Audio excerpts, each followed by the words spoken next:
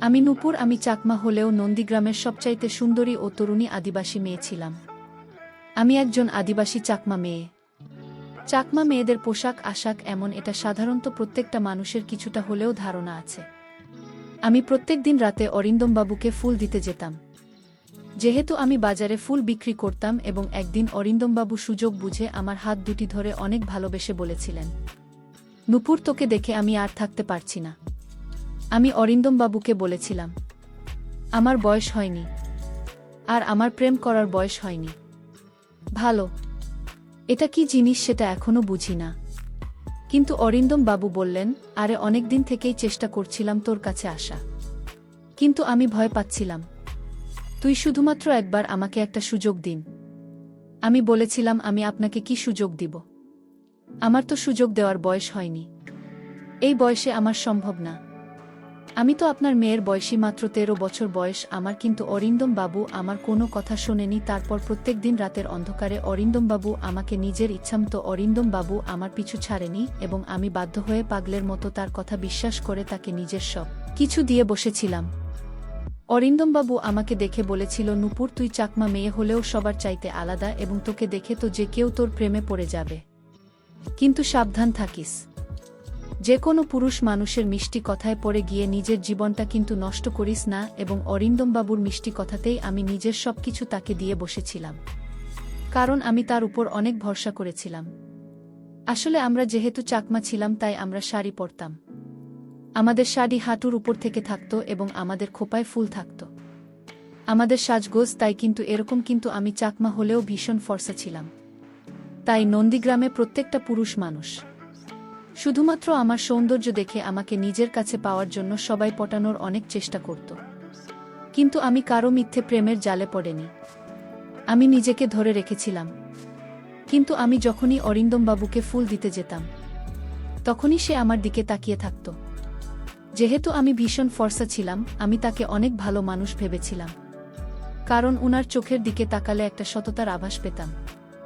এবং জানি না কেন অন্য পুরুষদের চাইতে অরিন্দমবাবুকে খুব একটা আলাদা মনে হতো আমার, এবং আমি তাকে খুব ভালো মানুষ ভেবেছিলাম। তাই আমি নিজেকে উনার ভালোবাসা থেকে আটকে রাখতে পারিনি। তখন আমারও ভীষণ ভাল লাগত। তারপর 15 দিন ধরে অরিন্দমবাবু আমাকে রোজ, এবং আমি খুব খুশি ছিলাম উনার ভালোবাসা পেয়ে। কিন্তু সেদিন সকালে ঘুম থেকে উঠেই আমার পায়ের তলা থেকে মাটি সরে যায়, কারণ অরিন্দমবাবু হঠাৎ করে আমাকে একা ছেড়ে কলকাতা শহরে চলে গেছিল, এবং আমি 1 মাসের মধ্যেই মা হয়ে গিয়েছিলাম। অরিন্দমবাবু আমাকে কিভাবে কি করেছিল, এবার বলি অরিন্দমবাবুর সঙ্গে আমার আসল কাহিনী। আসলে অরিন্দমবাবু আমাদের নন্দীগ্রামে 1 মাসের কন্ট্রাক্টের কাজে এসেছিলেন। উনি একজন ইঞ্জিনিয়ার ছিলেন। উনার বাড়ি কলকাতা শহরে ছিল, এবং হরিয়া কাকা অরিন্দমবাবুর সঙ্গে থাকত। হরি আকা দুপুরবেলা অরিন্দমবাবুর খাবারদাবার রান্না করে দিয়ে নিজের বাড়িতে চলে যেত। সেদিন বাজারে হরিয়া কাকার সঙ্গে আমার যখন দেখা হয়েছিল, তখন হরিয়া কাকা আমাকে বলেছিল, কি রে নূপুর, তোর ফুল বিক্রি হয়েছে। আজ কিছু ভাল ফুলগুলো কিন্তু আলাদা করে রাখিস বাবুর জন্য। আমি তখন তাকে বলেছিলাম, কেন আজ ভাল ফুলগুলো আলাদা করে রাখব, আর কোনো বাবুর জন্য ফুল আলাদা করে রাখবেন? হরিয়া কাকা তখন আমাকে বলেছিল, পশ্চিম দিকের যে বড় বাড়ি আছে, সেই বাড়িতে কলকাতা থেকে নাকি একজন নতুন বাবু এসেছেন। উনি হলেন অরিন্দমবাবু, আর উনি আজকে কিছু ফুল চেয়েছেন। তাই তুই সন্ধ্যায় গিয়ে অরিন্দমবাবুকে কিছু ফুল দিয়ে আসিস।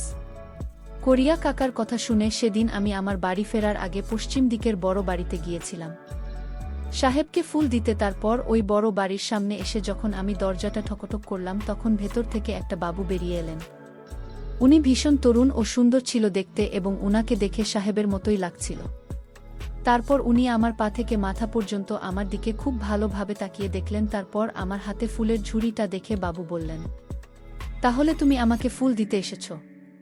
আমি তখন বাবুর মুখের দিকে তাকিয়ে বললাম, হ্যাঁ, বাবুকে ফুল দিতে এসেছি। আজ দুপুরে হরিয়া কাকা মুখে এখানে ফুল নিয়ে আসতে বলেছিল। তারপর আমি যখন ফুলের ঝুড়িটা বাবুর হাতে দিয়েছিলাম, তখন উনি আমাকে ফুলের যতটা দাম হয়েছিল তার চাইতে কিন্তু একটু বেশি পরিমাণে টাকা দিয়েছিলেন। কিন্তু আমি বেশি টাকা নিতে রাজি হয়নি। আমি যখন বেশি টাকা নিতে রাজি হয়নি, তখনই আমার 2 হাত ধরে বলেছিলেন, এই টাকাটা রাগের পরিবর্তে তুমি আমাকে আবার কাল ফুল দিতে আসবে। তারপর আমি যখন ফুল দিয়ে সেখান থেকে ফিরে আসছিলাম, তখন উনি কিন্তু আমার দিকে তাকিয়েছিলেন। তারপর আমি চুপচাপ নিজের বাড়ি ফিরে চলে এসেছিলাম। এইভাবে প্রত্যেক দিন সন্ধেবেলায় নিজের বাড়ি ফেরার আগে আমি বাবুকে ফুল দিতে যেতাম। এইভাবে প্রায় ৩-৪ দিন হয়ে যাওয়ার পরে বাবুর সঙ্গে আমি বেশ কথা বলতে গেছিলাম। আসলে আমি খুব লাজুক প্রকৃতির মেয়ে ছিলাম। আমি প্রয়োজনের বেশি কথা কারো সঙ্গেই বলতাম না। সেদিন সন্ধ্যাবেলায় যখন আমি বাবুকে ফুল দিতে যাই তখন উনি সেদিন আমাকে জানি না কেন ঘরের ভিতরে ডেকেছিলেন। এবং আমি যখন বাবুর কথা শুনি ঘরের ভিতরে ঢুকে উনার হাতে ফুলের ঝুড়িটা দিয়েছিলাম, তখন উনি আমাকে বলেছিলেন, দেখুন উপর, আমি তোমাকে আজ কিছু কথা বলতে চাই। জানি না আমার কথা শুনে তোমার খারাপ লাগবে না, ভাল লাগবে। তখন আমি বাবাকে বলেছিলাম, বাবু তুই আমাকে কি বলতে চাইছি সেটা নিঃসন্দেহে বলতে পারিস, আমি কিচ্ছু খারাপ মনে করব না। বাবু তখন হঠাৎ করে আমায় বললেন, দেখুন উপর, তুমি চাকমা হলেও তুমি দেখতে ভীষণ সুন্দরী, এবং আমি জানি তোমাদের পোশাক পরিচ্ছদ এরকমটাই, কিন্তু আমি তোমাকে এখন যে কথাটা বলতে যাচ্ছি সেটা বলতে আমার ভীষণ লজ্জা লাগছে, কিন্তু আমি না বলে থাকতে পারছি না। আসলে সৌন্দর্য দেখে অনেক পুরুষ তোমার জন্য পাগল হয়ে যাবে, তাই তুমি নিজেকে ঢেকে রেখো, এটা আমি কিন্তু তোমার ভালোর জন্যই বললাম। তুমি আমার কথা কিছু খারাপ মনে করো না। সেদিন বাবুর কথা শুনে আমি তার চোখের দিকে অনেকক্ষণ তাকিয়েছিলাম এবং জানি না কেন সেদিন তার ওই কথা শুনে আমি তাকে মনে মনে পছন্দ করতে শুরু করেছিলাম। এবং ধীরে ধীরে কখন যে আমাদের দুজনের মধ্যে প্রেম হয়ে যায় সেটা আমরা বুঝতে পারিনি, এবং আমি তো নিজেকে খুব ভাগ্যবতী মনে করেছিলাম, কারণ আমার মতো একজন আদিবাসী মেয়েকে একজন সাহেব পছন্দ করেছিল। তারপর সেদিন সন্ধ্যায় যখন আমি বাবুর বাড়িতে ফুল দিতে যাই তখন বাবু আমায় নিজের ঘরের ভিতরে নিয়ে গিয়েছিলেন। তারপর আমি যখন বাবুর ইচ্ছেটা বুঝতে পেরেছিলাম তখন আমি কিন্তু বাবুকে মুখ ফুটে বলেছিলাম যে, বাবু তুই যখন মরে বিয়ে না করবে ততক্ষণ কিন্তু আমি এসব কিছু করতে পারবো না।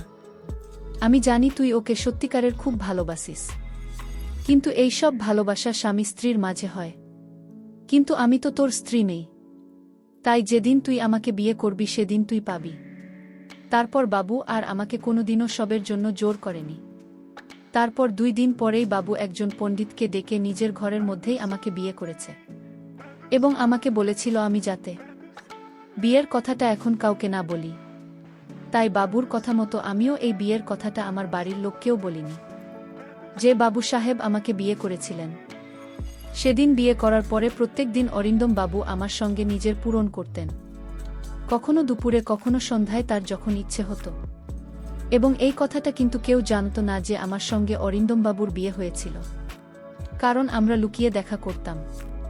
এমনকি হরিয়া কাকা এই কথাটা জানত না। আসলে অরিন্দম বাবু আমাকে বলেছে সে নাকি যখন শহরে ফিরে যাবে তখন নাকি আমাকেও নিজের সঙ্গে করে শহরে নিজের বাসায় নিয়ে যাবে, এবং সেদিনই সে আমার বাবা মাকে সব কিছু সত্যি কথা বলে দিবে। তাই আমিও স্বামীর কথায় বিশ্বাস করে চুপচাপ ছিলাম। তারপরেই ভাবে 20 দিন হয়ে যাওয়ার পরে সেদিন আমি যখন অরিন্দম বাবুর বাড়িতে যাই তখন দেখি বাড়িতে অনেক বড় তালা লাগা ছিল। তারপর আমি যখন হরিয়া কাকাকে অরিন্দম বাবুর ব্যাপারে জিজ্ঞেস করেছিলাম তখন হরিয়া কাকা যা বলেছিল সেটা শুনে তো আমার মাথায় মনে হলো আকাশ ভেঙে পড়ে গিয়েছে, কারণ অরিন্দম বাবু তো নিজের কাজ শেষ করে কলকাতা শহরে আবার ফিরে চলে গিয়েছিল, এবং সে আমাকে একবারও এ কথা বলেনি যে সে আজকেই কলকাতা শহরে ফিরে চলে যাবে। এমনকি সে নিজের বাড়ির ঠিকানাটুকু ও আমাকে বলেনি, বাদেনি। এবং সেদিন আমার আর কিছু বুঝতে বাকি ছিল না যে অরিন্দমবাবু আমার সঙ্গে শুধু নিজের ইচ্ছেটা পূরণ করার জন্য আমার সঙ্গে বিয়ের নাটক করেছিলেন। তার মানে উনি আমাকে কোনোদিন মন থেকে ভালোবাসেনি। অরিন্দমবাবুর আমাকে ছেড়ে চলে যাওয়ার পরে আমি কিন্তু 9 মাস তার অপেক্ষায় বসেছিলাম, এবং আমি ওই সময় 9 মাসের একজন মা হয়েছিলাম। আমি অরিন্দমবাবুর মা হতে চলেছিলেন। জানি না কেন, তাও আমার মনে একটা বিশ্বাস ছিল যে একদিন না একদিন অরিন্দমবাবু আমাকে অবশ্যই নিতে আসবেন। এদিকে গ্রামের লোকেরা তো আমার এবং আমার পরিবারের ঘুম হারাম করে দিয়েছিল। আমার জাতির লোকেরা তো আমাকে ও আমার বাবা মাকে জাতি থেকে বহিষ্কৃত করেছে। আমাকে সবাই কলঙ্কিনী বলে ডাক। তাও আমি চুপচাপ সবকিছু সহ্য করে এটাই ভাবতাম যে একদিন অবশ্যই আমার জীবনের সবকিছু ঠিক হয়ে যাবে। 9 মাস অপেক্ষা করার পরেও যখন অরিন্দমবাবু আমাকে নিতে আসেনি তখন আমি হরিয়া কাকার কাছে অরিন্দমবাবুর কলকাতার বাড়ির ঠিকানা নিয়েছিলাম, এবং ঠিকানা নিয়ে আমি নিজের মনের সাহস করে নন্দীগ্রাম থেকে একাই কলকাতা শহরে গিয়ে অরিন্দমবাবুর বাড়িতে গিয়ে পৌঁছেছিলাম।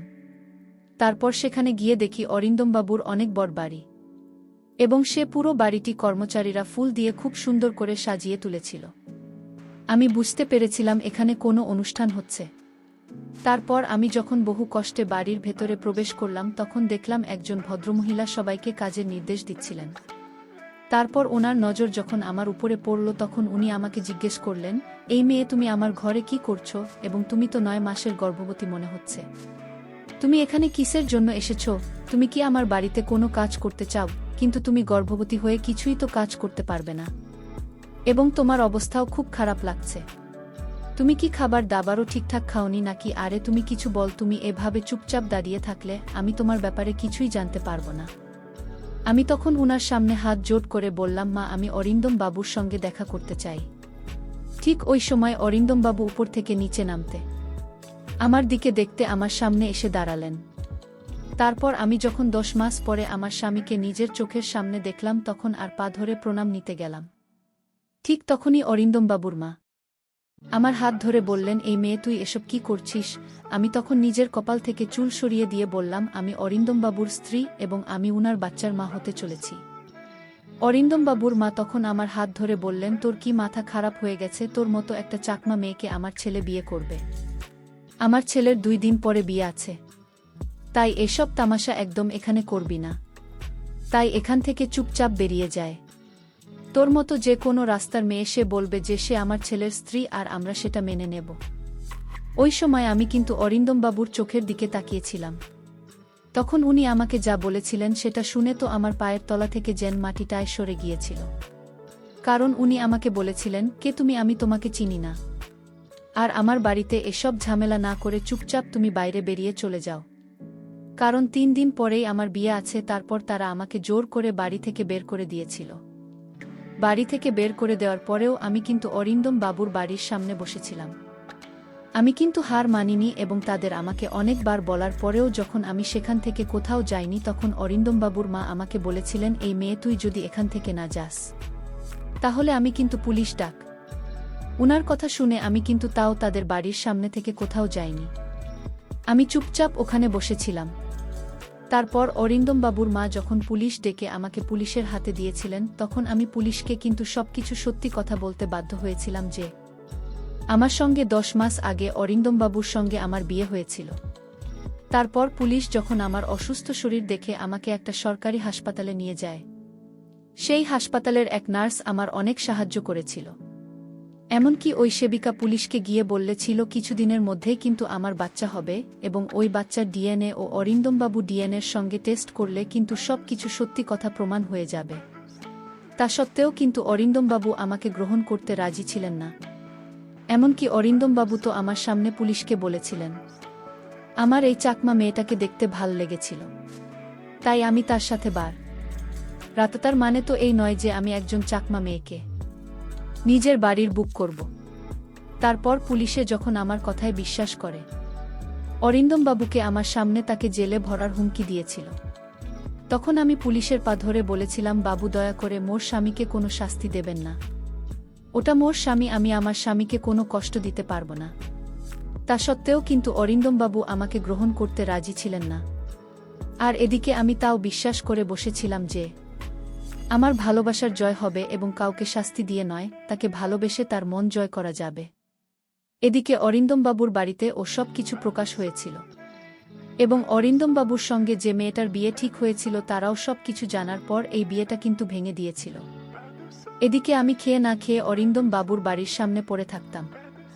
তারপর সেদিন আমার যখন অনেক পেটে ব্যথা হয় তখন জানালা দিয়ে কিন্তু অরিন্দমবাবুর মা সব কিছু দেখছিলেন এবং আশেপাশের কিছু মহিলা আমার খুব সাহায্য করেছিল।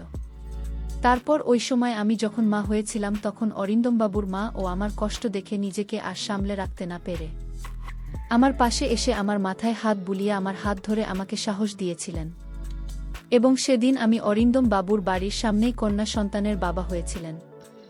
এবং সেদিন আমার শাশুড়ি মা তার ছেলেকে ঘরের ভেতর থেকে টেনে নিয়ে এসে বলেছিলেন, এত ভালোবাসা আর কোনো মেয়ের কাছ থেকে তুই পাবি না।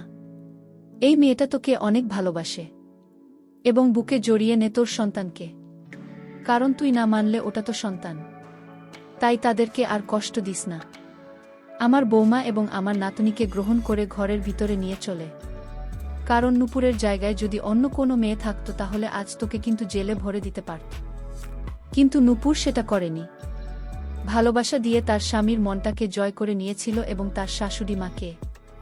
আজকের গল্পটা কেমন লাগলো তা অবশ্যই কমেন্ট করে জানাতে ভুলবেন না। আর আমার চ্যানেলটিকে সবাই সাবস্ক্রাইব করে দিও। ধন্যবাদ সবাইকে।